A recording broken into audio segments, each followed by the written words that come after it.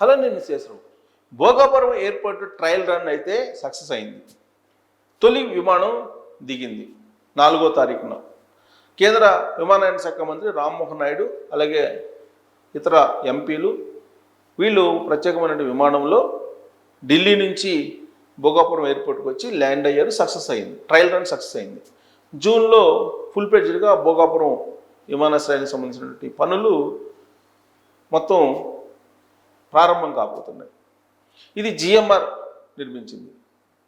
జిఎంఆర్కి 40 సంవత్సరాల పాటు దాన్ని లీజుకి ఇచ్చారు. మరో 20 సంవత్సరాల పాటు లీజును కొనసాగించే వెసులుబాటును కూడా కల్పించారు. జిఎంఆర్ ఈ ఎయిర్పోర్ట్లు నిర్మించేదానికి బాగా అనుభవం ఉన్నటువంటి కంపెనీ.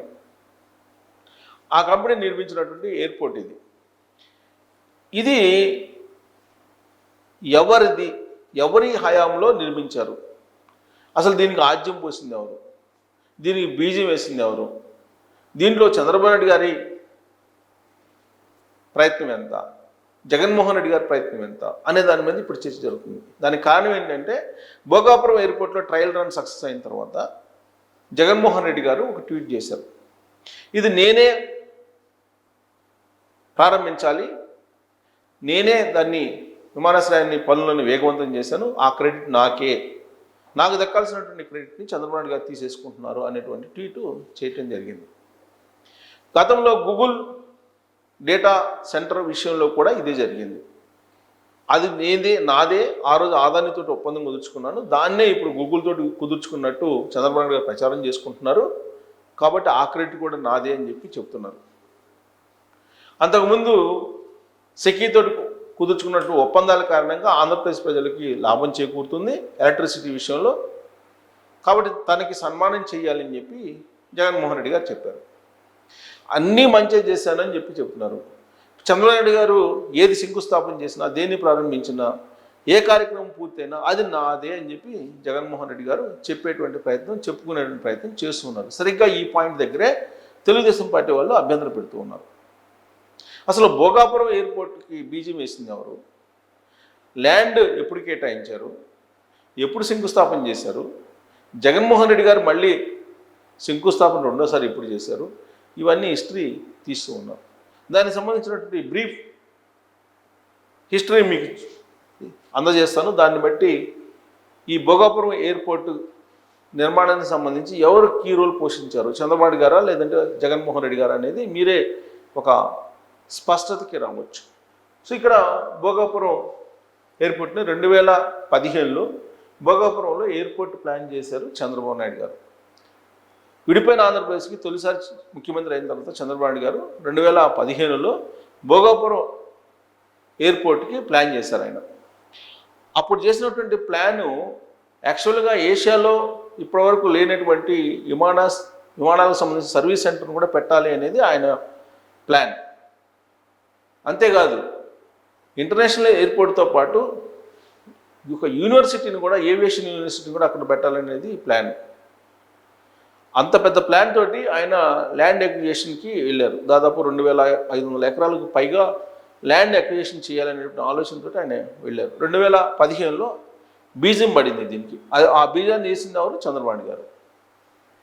ఇక 2016-18 ఆ ప్రాంతంలో కేంద్రం నుంచి అనుమతులు తీసుకొచ్చుకున్నారు భూసేకరణ కోసం. ఎయిర్పోర్ట్ నిర్మాణానికి చంద్రబాబు గారే తీసుకొచ్చారు. 2019 ఫిబ్రవరిలో భోగాపురం ఎయిర్పోర్ట్కి చంద్రబాబు నాయుడు గారు శంకుస్థాపన చేశారు. ఎలక్షన్కి ముందు 2019లో చంద్రబాబు నాయుడు గారు భోగాపురం ఎయిర్పోర్ట్కి శంకుస్థాపన చేశారు. జిఎంఆర్ కంపెనీకి ఎయిర్పోర్ట్ నిర్మాణం కాంట్రాక్ట్ని ఇచ్చారు. జిఎంఆర్ కంపెనీ అప్పటికే ఎయిర్పోర్ట్లు నిర్మించింది కాబట్టి, ఈవెన్ శంషాబాద్ ఎయిర్పోర్ట్ కూడా జిఎంఆర్ఏలో నిర్మించింది. అలాగే ఢిల్లీ ఎయిర్పోర్ట్ జిఎంఆర్ఏ కాబట్టి అనుభవం ఉన్నటువంటి ఆ కంపెనీ కాబట్టి జిఎంఆర్కి ఆ కంపెనీ నిర్మాణ బాధ్యతలని చంద్రబాబు గారు అప్పచెప్పారు. 2019కి ముందు ఎయిర్పోర్ట్ నిర్మాణాన్ని జగన్మోహన్ రెడ్డి గారు వ్యతిరేకించి ఆయన ఏమన్నారు? వ్యతిరేకించారంటే నేను చెప్పడం కూడా కాదు, ఆయన మాటలోనే మనం విందాం, వాయిస్ వినొచ్చు. ఆయన ఈ ఎయిర్పోర్ట్కి సంబంధించి, భోగాపురం ఎయిర్పోర్ట్కి సంబంధించి ఆయన ఒక మాట అన్నారు. ఎర్ర బస్సు కూడా రాదు ఇక్కడికి ఎర్ర బస్సులు కూడా రానటువంటి ఈ ప్రాంతానికి ఎయిర్పోర్ట్ అవసరమా అని. ఇది ఆయన అన్నది చూడండి, నేను వినిపిస్తాను. ఆ రోజు ఆయన మీటింగ్లో ఇదిగోండి.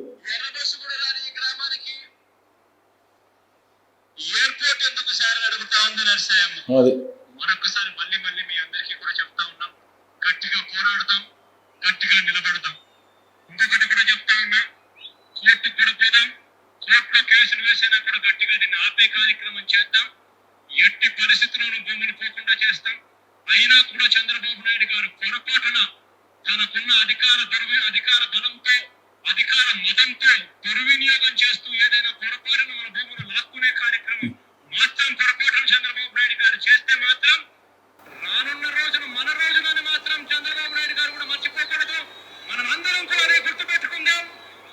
రానున్న మన రోజులు 3 ఏళ్లలో చంద్రబాబు నాయుడు గారి ప్రభుత్వం గడిపోతుంది. చంద్రబాబు నాయుడు గారు బంగాళాఖాతంలో 10 రోజులు తరుణంలో వస్తుంది. వచ్చేది మన ప్రభుత్వం.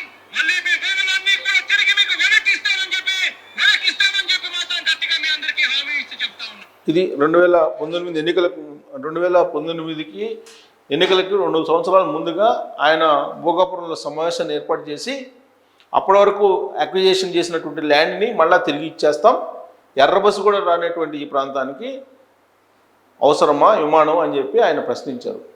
ఆయన ప్రశ్నించి అవసరమైతే కోర్టుకి వేస్తాం, కోర్టులో తెలుసుకుందాం, లేదంటే అధికారంలోకి వచ్చిన తర్వాత మొత్తం మీ భూములు మీకు ఇచ్చేస్తాం అని చెప్పారు. అంటే భోగాపురం ఎయిర్పోర్టు అవసరం లేదని చెప్పి డిసైడ్ చేశారు జగన్మోహన్ రెడ్డి గారు 2019 ఎన్నికలకు ముందు. విశాఖలో ఎయిర్పోర్టు ఉండగా భోగాపురం ఎందుకు అని చెప్పేసి ఆయన ప్రశ్నించారు. దగ్గరలోని విశాఖపట్నం ఉంది, విశాఖపట్నం ఇంటర్నేషనల్ ఎయిర్పోర్ట్ ఉంది, మరి భోగాపురం ఎయిర్పోర్ట్ ఎందుకు అని చెప్పేసి జగన్మోహన్ రెడ్డి గారు ఆ రోజు చేసినటువంటి వాదన. భూసేకరణకు వ్యతిరేకంగా రైతులతో కోర్టులో కేసులు కూడా వేయించారు ఆయన. ఆల్రెడీ నేను వినిపించాను, సభలో ఆయన మాట్లాడినటువంటి వాయిసే నేను వినిపించాను కూడా మీకు. వైసీపీ వస్తే రైతులకు భూములు వెనక్కి ఇస్తామని చెప్పి జగన్మోహన్ రెడ్డి గారు అప్పట్లో ఇచ్చినటువంటి హామీ. 2019లో జగన్మోహన్ రెడ్డి గారు అధికారంలోకి వచ్చారు. దాంతో పనులు ఆపేసేశారు. 2023లో ఎయిర్పోర్ట్ నిర్మాణానికి మళ్ళీ శంకుస్థాపన చేశారు. 2019 ఎన్నికలకు ముందేమో ఆయన అక్కడున్న రైతులకి అధికారంలోకి మనం వస్తాం, రాగానే మీ భూములు మీకు ఇచ్చేస్తాం అని చెప్పారు. పనులు ఆపేశారు. రాగానే 2019లో రాగానే పనులన్నింటినీ ఆపేసేశారు. మళ్ళీ మనసు మార్చుకొని 2023లో రెండోసారి శంకుస్థాపన చేశారు. చంద్రబాబు నాయుడు గారు శంకుస్థాపన చేసినటువంటి భోగాపురం ఎయిర్పోర్ట్కి మళ్ళీ 2023లో 2024 ఎన్నికలకు ముందు శంకుస్థాపన చేశారు. గతంలో ఇచ్చినటువంటి జిఎంఆర్ సంస్థకే నిర్మాణ బాధ్యతను అప్పచెప్పారు. జిఎంఆర్కి అప్పచెప్పారు. చంద్రబాబు నాయుడు గారు ఏ కంపెనీకి అయితే అప్పచెప్పారో ఆ కంపెనీకే నిర్మాణ బాధ్యతను కూడా అప్పచెప్పారు. కూటమి అధికారంలోకి వచ్చే నాటికి 23% పనులు పూర్తయ్యాయి. ఇది ఆన్ రికార్డ్ జిఎంఆర్ చెప్తున్నది.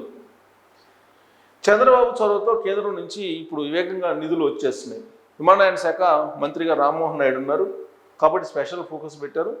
18 monthsలోనే దీన్ని పూర్తి చేయాలని చెప్పి టార్గెట్గా పెట్టుకొని ఆ మేరకు పూర్తి చేశారు. జనవరి 4వ తారీఖున ఫస్ట్ ట్రయల్ రన్ జరిగింది, అది సక్సెస్ అయింది కూడా. 26 జూన్ అంటే ఈ ఏడాది జూన్ నాటికి పూర్తి స్థాయిలో ఎయిర్పోర్ట్ ఆపరేషన్స్ అన్నీ కూడా అందుబాటులో రాబోతున్నాయి. ఎయిర్పోర్ట్ నిర్మాణం పూర్తయిన తర్వాత ఇప్పుడు జగన్మోహన్ రెడ్డి గారు ఆ ఎయిర్పోర్ట్ నిర్మాణ క్రెడిట్ అంతా నాకే దక్కాలి అని చెప్పి ఆయన ట్వీట్ చేశారు. మరి ఈ భోగాపురం ఎయిర్పోర్ట్కి సంబంధించిన హిస్టరీ ఆన్ రికార్డ్ నేను చెప్పాను. ఇది చూసిన తర్వాత భోగాపురం ఎయిర్పోర్ట్ విషయంలో క్రెడిట్ అనేది చంద్రబాబు నాయుడు గారికి చెందుతుందా లేదంటే జగన్మోహన్ రెడ్డి గారికి చెందుతుందా అనేది మీరే డిసైడ్ చేసి ట్రోల్ చేయొచ్చు. Thank you.